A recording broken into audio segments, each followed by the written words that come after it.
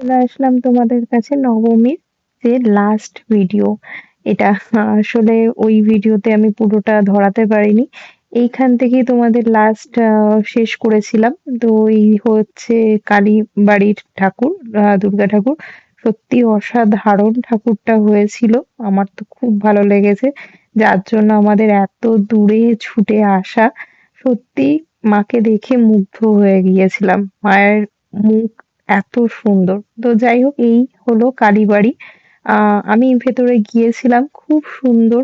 এখানে কালী ঠাকুরের মানে দর্শন তো খুবই সুন্দরভাবে হয়ে গিয়েছিল। সাথে হলো মন্দিরের ভেতরের ডেকোরেশন সত্যি এত সুন্দর ছিল, আমি ভাবতেও পারিনি। খুব ইচ্ছা আছে মানে কালী পুজোতে যাওয়ার। তো যদি যাই অবশ্যই তোমাদের সাথে শেয়ার করব। আর এই দেখে নাও লাস্ট এখানের যে প্যান্ডেলটা হয়েছিল, আমরা এখানে আর বেশিক্ষণ দাঁড়াইনি। কারণ এখানে সেরকম কিছু আর করার মতোও ছিল না, কোনো ফাংশনও হচ্ছিল না। তারপরে মানুষ বলল চলো, রাহুল দত্ত বলে সারেগামা পাওয়াতে একবার গান করেছিল। অনেকেই জানবে, খুব সুন্দর সুন্দর গান করেছে। বিশেষ করে রাধা বলে একটা গান আছে। তো ওই গানটা শোনার জন্যই স্পেশালি এত দূরে আবার যাওয়া। কারণ এই ঠাকুরটা আগের দিনই আমরা দেখে এসেছিলাম, কোনো যাওয়ার প্ল্যান ছিল না।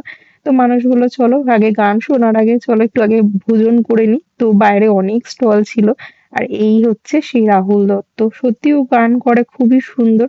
তো অনেকক্ষণ দাঁড়িয়ে অনেকগুলো গান আমরা শুনেছিলাম।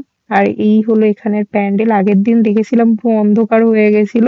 আর যেদিন নেক্সট ডেতে যখন গিয়েছিলাম পুরো লাইট ছিল। এরপরে আমরা হাডাপসরে গেছিলাম। এটা হাডাপসর না, সরি, এটা হলো হিঞ্জেবাড়ি। তো হিঞ্জেবাড়ির এখানে এটা পুজোটা হয়েছিল। আমরা গেছিলাম যখন, তখন ডান্ডিয়া ডান্স হচ্ছিল। সব ছেলেমেয়েরা ডান্স করছিল। এখানে ঠাকুরের মুখটাও খুব সুন্দর ছিল, খুব। আমার তো খুবই পছন্দ হয়েছে। মানে কোনটা ছেড়ে কোনটা বলবো। যাই হোক, এখানে একটা পুজো হয়েছিল। এটা আইরিন স্পেশালি দেখতে গেছিল, আমি আর যেতে পারিনি। আসলে শরীরটা আর একদমই ভালো লাগছিল না, গায়ে অলরেডি তখন জ্বর এসে গেছে।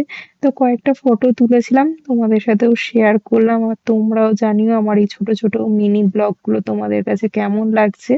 আশা করি তোমাদের কাছে ভালো লাগবে। যদি ভালো লাগে একটা লাইক করে দিও, শেয়ার করতে ভুলো না। আর তোমাদের কিছু যদি কমেন্ট করার থাকে কমেন্ট করেও জানিও। আজকের মতো টাটা। আবার নেক্সট দশমীর ব্লগ নিয়ে খুব শীঘ্রই তোমাদের কাছে হাজির হবো। টাটা, সবাই ভালো থেকো, সুস্থ থেকো।